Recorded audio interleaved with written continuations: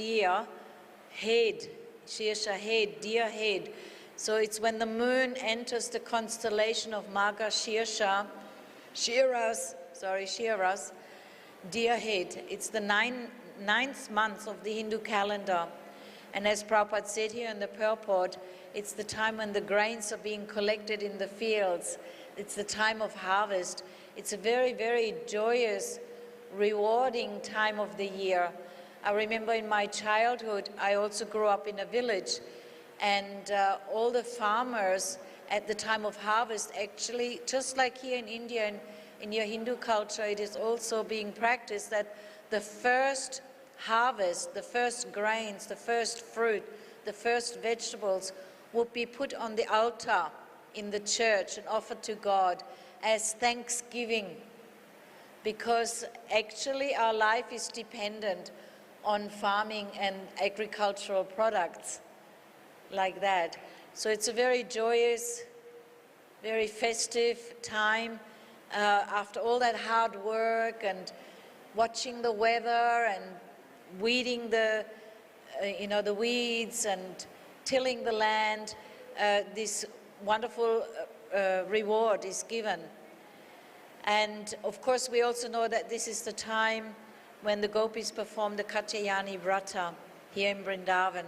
So it's the months from November to December, and in the teachings of Lord Chaitanya, Prabhupada actually lists all of the months, and he says that each month has the name of Lord Krishna. So this Margashirsha month is called Keshava. And then Krishna is saying of seasons, I'm spring, the flower-bearing spring. And definitely spring is such a glorious month.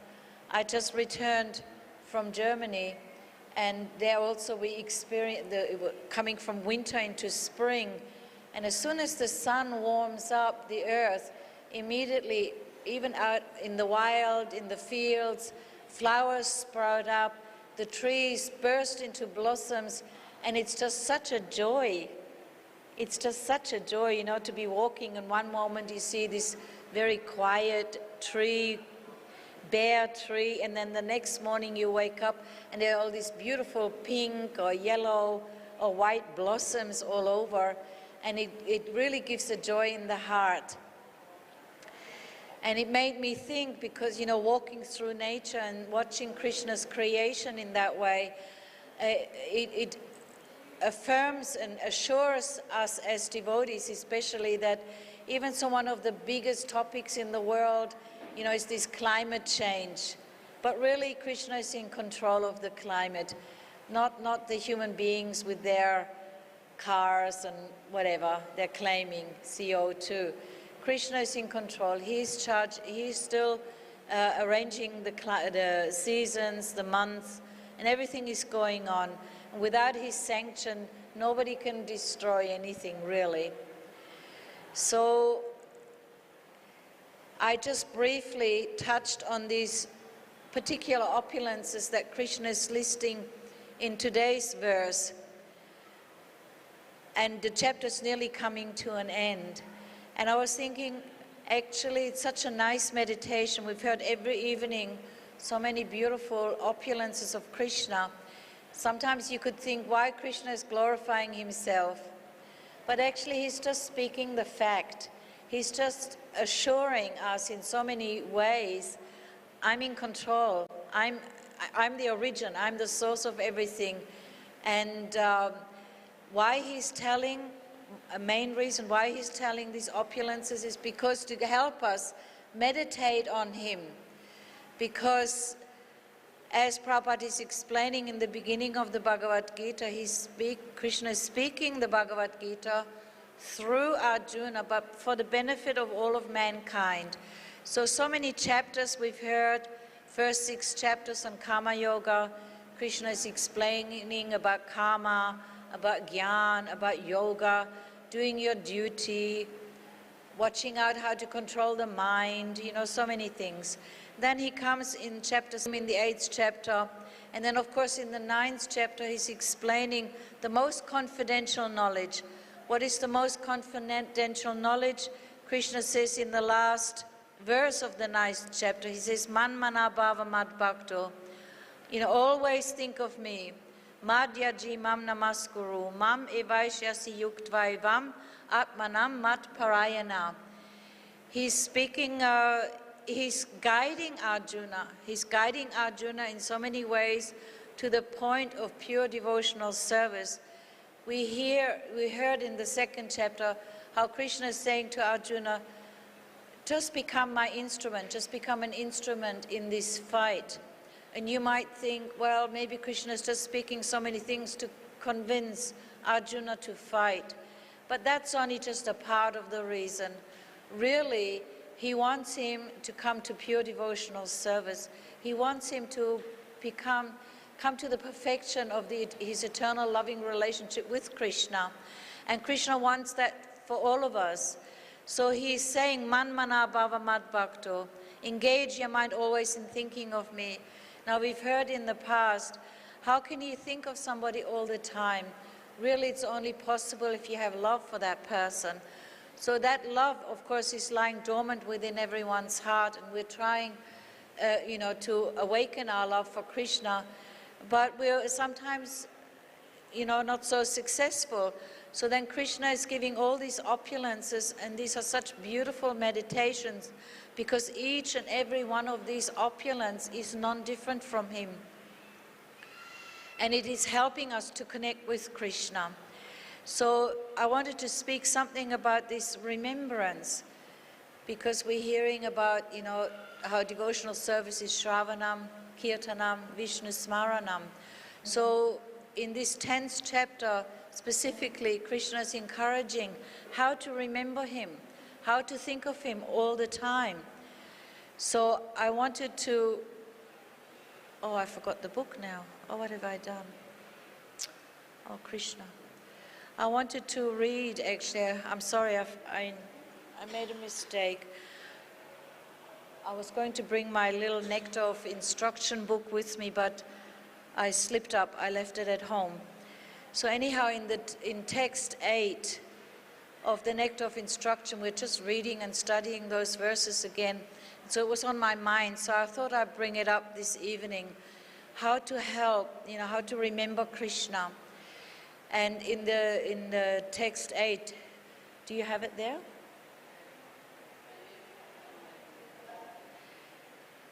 Do you have it?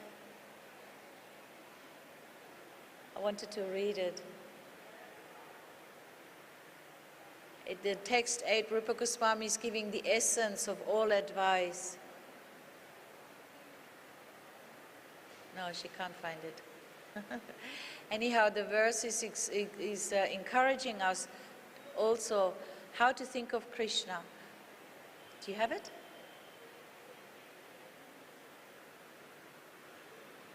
Oh, great. Thank you so much. Right. Thank you. So the essence of all advice is that one should utilize one's full time, 24 hours a day, in nicely chanting and remembering the Lord's divine name, transcendental form, qualities, and eternal pastimes, thereby gradually engaging one's tongue and mind. In this way, one should reside in Braj, Goloka Vrindavan Dham, and serve Krishna under the guidance of devotees. One should follow in the footsteps of the Lord's beloved devotees who are deeply attached to his devotional service. It's a really, really important verse to understand, to study and understand, because it takes us from the neophyte stage, in the beginning stage, from the beginning stage of Vaidhi sadhana, up to the stage of Raganuga sadhana, and the perfection of Krishna consciousness. So this remembrance specifically comes up in the purport. Prabhupada says the Krishna consciousness movement is especially meant for training the mind and to be always engaged in Krishna's business. The reason why I wanted to mention this evening was because I notice oftentimes, especially with young devotees, young grihastas joining our movement, they are in a material situation you know, they've got their house, their job, their partner, their children, like that, or even single people coming to our movement, and they simply think to transplant their material life into Krishna consciousness. They want the same material benefits of their life, their particular lifestyle, you know, just with a little bit of addition of some spirituality. But actually the purpose of Krishna consciousness is not to become comfortable again in this material world. The purpose is to learn how to control the mind, control the senses, how to always engage in Krishna's service, and how to ultimately reach that perfect stage of going back home, back to Godhead, to Goloka Vrindavan. So for that, a process is given. And in Krishna consciousness, everything begins with hearing. Krishna consciousness movement is the hearing process. We need to hear from Guru, Sadhu, Shastra. In the purport, Srila Prabhupada explains the 5 progressive stages of remembrance. So we're speaking about remembrance, how Krishna is giving these opulences so that we can remember him. And so these stages of remembrance are given in the purport to text 8 of Nectar of Instruction. And the first item is Shravana Dasa, constant hearing. When we come to Krishna consciousness, we take up this process of Vaidhi Sadhana Bhakti. We have to be constantly hearing from the pure devotee, those that are in connection with Krishna. And that hearing, the effect of that constant hearing will be, oh, I'll realize, actually, I understand I made a mistake. Now I know I'm Krishna Das. I'm the servant of Krishna. And then the next feeling, the next idea comes from that hearing, from that constant hearing. Well, how can I serve Krishna? Because I'm his servant. All right, so now how do I serve Krishna? Then the next stage of remembrance is called Varanadasa, or acceptance. One becomes attached to this hearing. One accepts that, yes, I must always engage in Krishna's service. That's my constitutional position. One becomes very attached to hearing, and one very much accepts the service of Krishna. The next stage is called Smaranavasta. Now, Smarana means remembrance, and that's what we are trying to discuss, this remembrance. Now, my practice has come to a stage where I'm absorbed in Krishna's service. All day, so many hours, I have hardly time to sleep. You know, devotees are doing so many services. And in that service, you're very much absorbed, how to please Guru and Gauranga. So, and you have to remember Krishna, because you're doing everything for the pleasure of Krishna. Like that. The next day, and then in that remembrance, that remembrance itself has 5 levels. When we first try to remember Krishna, you know, like he's encouraging here through by describing his opulences, our recollection may be sometimes interrupted. It might not be steady. Sometimes we think of Krishna, but then other times we get distracted again or diverted, like that. So it's kind of not steady. But in practicing to remember through our services and by hearing from Guru and Sadhu and Shastra, we will come to a stage of absorption where our remembrance of Krishna is uninterrupted. And that develops then into a concentrated meditation. And this is what the Goswamis were doing here in Vrindavan. We are fortunate to be here in Vrindavan, We're fortunate to go to the places where the Goswamis lived, where their samadhis are, where the temples are that they're established. So they taught by their example how to enter that deep meditation of constant remembrance. Then, from that meditation, that develops into a constant remembrance, and which is called anusmriti, and eventually leads to a spiritual trance. Of course, this is a very advanced stages. I'm just giving an overview, really for my own benefit, just to remember. But this spiritual trance, of course, you know, we know Raghunath Das Goswami, he lived 50 years at Radha Kund, and he was deeply absorbed externally in his bhajan, in his sadhana, and internally in his mood of constant remembrance of service to Srimati Radharani. So this smaranavasta, or absorption in Krishna's seva, which leads to a seva samadhi, or like a trance. The smaranadasa is now fully developed, and one actually understands one's original position. One knows now what is my original swarup, my original service with Krishna. And of course the perfection of that is prapanadasa or sampatidasa, where one is in knowledge of his swarup, and at the time of death he gets to swarup siddhi, which, you know, when he leaves the planet he gets his siddha deha, which has already been revealed. There will be no more material body, and one enters Goloka Vrindavan to engage in Krishna's lila in his service.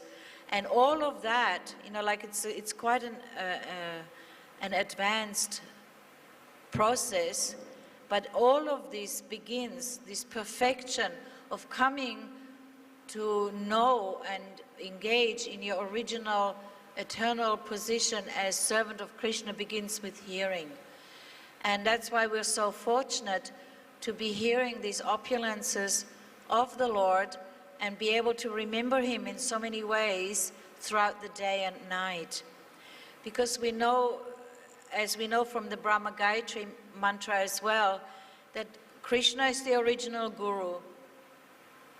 And we know that Guru's instructions, Guru's Vani, is compared to the Krishna's sweet flute playing that was explained in the Gayatri mantra. Guru's Vani, the words Guru is speaking, are only the words of Srimad Bhagavatam, are only the glorifications of Radha and Krishna. In Sharanagati by Bhaktivinoda Thakur, I found a nice verse. I'll just read the translation. Because for us, what means this flute playing? He's calling, he's playing his flute. That means he's giving us the sound of Srimad Bhagavatam. He's calling us, please come, please come. So by daily hearing Srimad Bhagavatam, hearing Bhagavad Gita, we are being enchanted by Krishna's calling. And of course, Krishna is manifested in this age to us through his holy name, which is also non-different to him. And Bhaktivinoda Thakur in Sharanagati says, when the name starts to blossom in the heart, he reveals his own spiritual form and characteristics. He steals my mind and takes me to Krishna. When the name is completely manifest, he takes me to Braj, where he shows me my personal form and role in Krishna's eternal pastimes. So we're so extremely fortunate, you know, to be in contact with the Lord's instructions in Bhagavad Gita, to be in contact with the pure devotee who's speaking Bhagavad Gita and Srimad Bhagavatam like Srila Prabhupada, and Lord Chaitanya Mahaprabhu's movement, his mercy in coming and bringing the holy name. And what is being explained here, just by chanting the holy name, Krishna's form is revealed, the Guru's form is revealed, and your mind will be taken to Krishna. And when the holy name is completely manifest in your heart, it will take you to Vrindavan, where he shows me my personal form and role in Krishna's eternal pastimes. So I always feel very encouraged by these verses, and I always like to speak something in glorification of the holy name, because that's what we're here to do. The holy name alone is everything. And we are here so fortunate to be in each other's association in Vrindavan to chant the holy name of the Lord together. In Harinam Chintamani, Haridas Thakur speaks beautiful verses, of course, in glorification of the holy name and the mercy of the holy name. In text 11:53 to 57, he says, and the reason why I like to quote this tonight is because in that remembrance and in this process, again and again it becomes obvious that we need to be very humble. We always need to keep ourselves in a very humble frame of mind, because actually we're not the doer of everything, of anything, we're not in control of anything. Everything is Krishna, everything is Krishna's mercy, and everything is given or taken by Krishna. So there's a beautiful prayer Haridas Thakur speaks, and he says, "O Lord, be merciful and appear on my tongue in your holy name. Dance there constantly, O Lord. I fall at your lotus feet and beg you. You may keep me in this world or take me to your abode, as you please. But whatever you do with me, feed me the divine nectar of your names. You have descended to this world to distribute the holy name. So kindly also consider me one of those you intended to bless. I'm the most lowly, whereas you are committed to uplift of the lowest. This is our eternal relationship, O Savior of the fallen. On the strength of this unbreakable connection between us, O Lord, I beg you to shower me with the nectar of the holy name." It's a beautiful prayer, isn't it? Very sweet. Who am I? I'm just a insignificant speck of dust, nothing. And who is Krishna? And somehow or other is inviting us, to a perfect, eternal, loving relationship with him. So we are very fortunate to be able to participate and be a part of that and receive that mercy.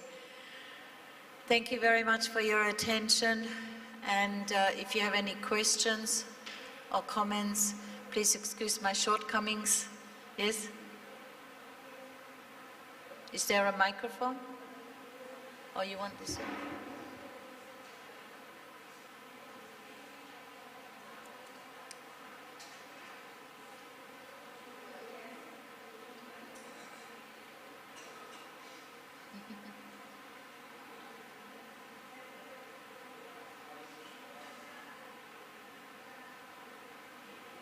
It's not working. You can take this one.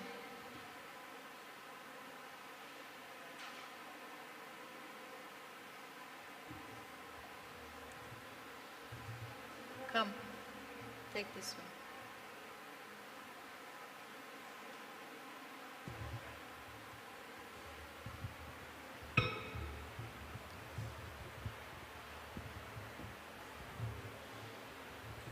Just speak like this in the microphone. Oh, there. Hare Krishna.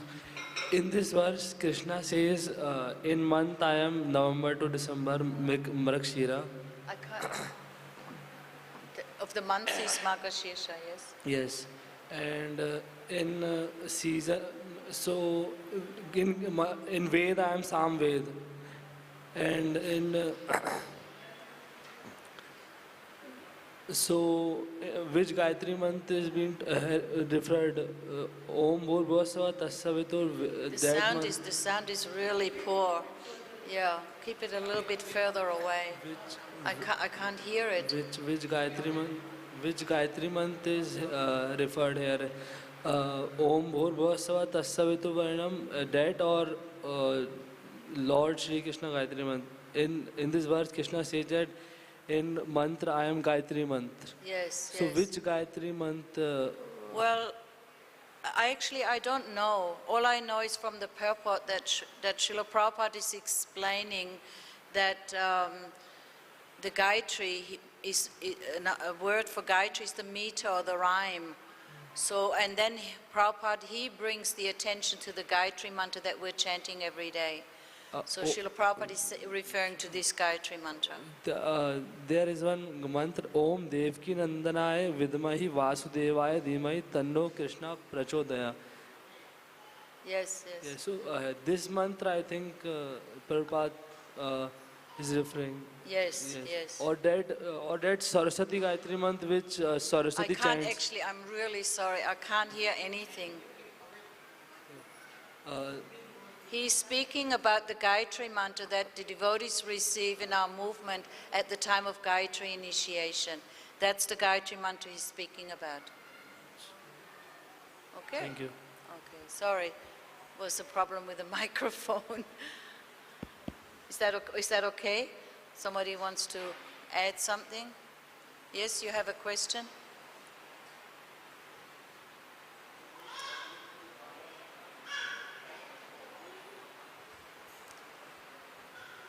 Hare Krishna. Is that okay?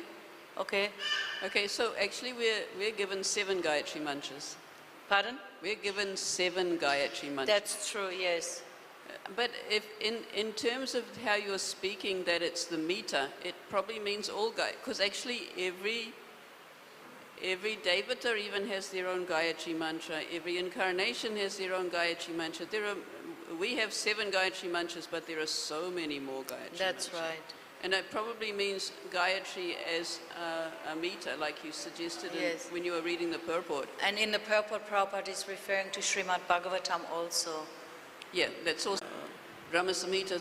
3 Gayatri mantras are explained, aren't they? Yes. The Gopal Gayatri and the Kama Gayatri are Yes, also explained. yes, yes, that's Yeah. true. All right, sorry.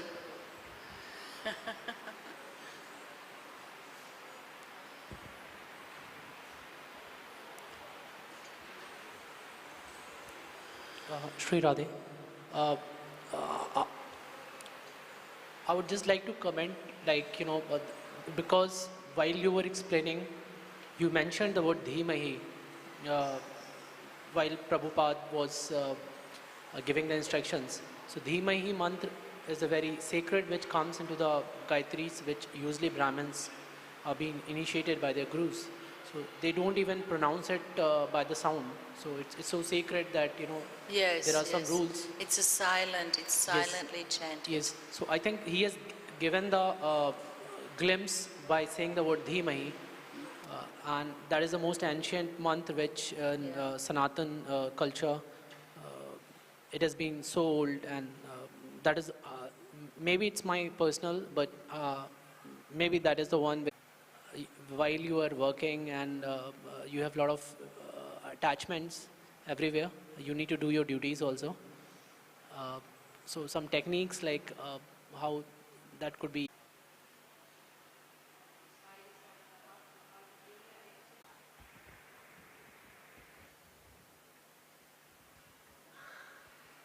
That's right, in the conditioned state and our own comforts. But when we come